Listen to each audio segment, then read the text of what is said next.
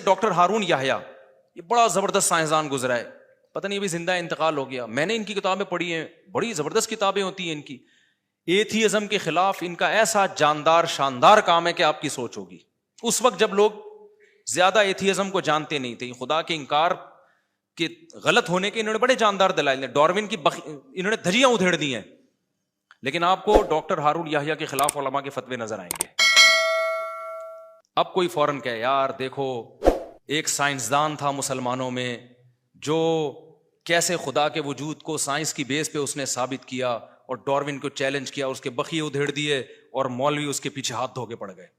تو فوراً یہ امیج جائے گا کہ مولویوں کو کوئی پڑھا لکھا آدمی بالکل بھی پسند بولو نہیں. تو یہ غلط ہے. آپ جب کسی چیز کی تحقیق کرو ڈیپ میں جاؤ. ڈاکٹر ہارون یحییٰ کی یہ باتیں بہت اچھی تھی، لیکن اس کے ساتھ ان کے کچھ اسلام کے اندر باطل نظریات بھی تھے، جن میں ایک نظریہ جو بہت واضح ہے وہ کہتے ہیں یہ کچھ ہے ہی نہیں، یہ سب نظر کا دھوکہ ہے. یعنی آپ جو میرے سامنے بیٹھے ہیں نا، ہے نہیں، یہ خیالی دنیا ہے ساری، حقیقت سے اس کا کوئی تعلق نہیں ہے. یہ ایک فرقہ پہلے گزر چکا ہے اس مسلمانوں میں، ان کا یہ نظریہ تھا کہ یہ سب خواب ہے. جیسے ہم خواب دیکھ رہے ہوتے ہیں نا تو کچھ ہوتا تھوڑی ہے، دماغ ہے، تو کہہ رہے یہ حقیقت میں بھی دماغ ہی ہے، حقیقت کچھ بھی نہیں ہے. تو علماء نے کہا اس کی کیا دلیل ہے یار، حقیقت میں کچھ، یہ حقیقت ہی ہے. کہہ رہے نہیں. پھر وہ قرآن سے کچھ استدلال کرتے. تو اس بیس پہ علماء نے کہا بھائی ان کا یہ عقیدہ کیا ہے، یہ غلط ہے. حقائق ہیں، چیزوں کے حقائق ہیں. خواب ایک الگ چیز ہے، وہ تو خیالی دنیا میں، لیکن جاگتی دنیا میں تو سچی مچی میں ہوتا ہے.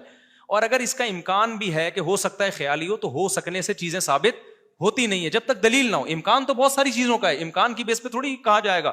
اس طرح کے اور بھی ان کے کچھ نظریات تھے جو غلط تھے.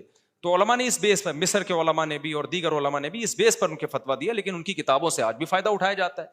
تو ایسے ہی سر سید احمد خان کی بڑی بہترین کوششیں تھیں. چند باتوں میں علماء کا تو ذمہ داری ہے نا کہ بھائی آپ اپنی حدود سے کیا کر رہے ہیں.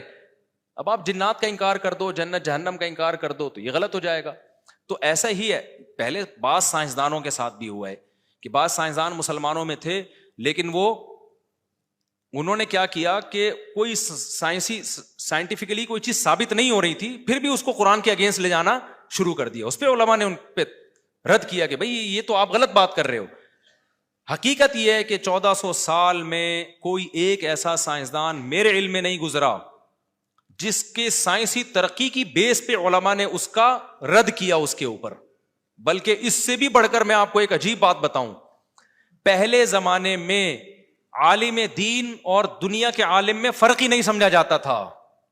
یہ تو بعد میں انگریزوں کے آنے کے بعد ایسا ہوا ہے. انگریزوں نے جب سارا نظام ہی تلپٹ کر دیا تو علماء نے کہا ہم دین کو بچائیں کسی طریقے سے. تو پھر یہ علماء کا لفظ ان لوگوں پہ بولا جانے لگا جو دین جانتے ہیں. ورنہ ماضی میں آپ دیکھو تو علماء کا لفظ جب بولا جاتا تھا اس میں فزکس کے عالم بھی ہوتے تھے، اس میں بایولوجی کے عالم بھی ہوتے تھے، اس میں فلکیات کے عالم بھی اسی میں شامل ہوتے تھے، اس میں ہسٹری کے عالم بھی شامل ہوتے تھے، اس میں قرآن کے عالم بھی، حدیث کے، فقہ کے، سارا مکس ہوتا تھا پہلے. تو جب ایک ہی چھت کے نیچے علماء آپ کو فزکس بھی پڑھا رہے ہیں اور کیمسٹری بھی پڑھا رہے ہیں، وہ فزکس اور کیمسٹری کی مخالفت میں فتوے دیں گے سائنسدانوں کے خلاف. تو کل میں دیکھ رہا ہوں بار نا اس بندے کے کلپ، میں نے وہ کیسر راجہ صاحب کو بھی وہ بھیجا کیونکہ وہ اس چیز میں بڑے ماہر آدمی ہیں. میں نے کہا یار اس کو بندے کو لگام دو، یہ تو ساری دنیا کے علماء سے متنفر کر رہا ہے. ہاں کچھ جاہل ہر جگہ ہوتے ہیں، تو بعض دفعہ یہ ہوتا ہے کہ چند سائنسدانوں کے خلاف فتویٰ ہے وہ، لیکن ان کی سائنسی ترقی کی بیس پہ نہیں بلکہ ان کے چند باطل نظریات کی بیس پہ. ورنہ نہ علماء پہلے کبھی ترقی میں رکاوٹ بنے تھے نہ آج ہیں. آج جو یونیورسٹیوں میں ترقی نہیں ہو رہی، ہمارے ہاں بڑے بڑے سائنسدان پیدا نہیں ہو رہے، تو یہ الزام علماء پہ جب لگتا جب علماء یونیورسٹیوں کو حرام کہتے یا علماء کے کنٹرول میں یونیورسٹیاں ہوتی اور اس کے پروڈکٹ صحیح تیار بن کے آ نہیں رہی ہوتی. ساری یونیورسٹیاں تو پی ایچ ڈی اسکالرز کے پاس ہیں، پروفیسروں کے پاس ہیں. تو اگر سائنسدان نہیں بن رہے تو اس میں مولوی طارق مسعود کا کیا قصور ہے بھائی؟ ابے کیا ہو گیا؟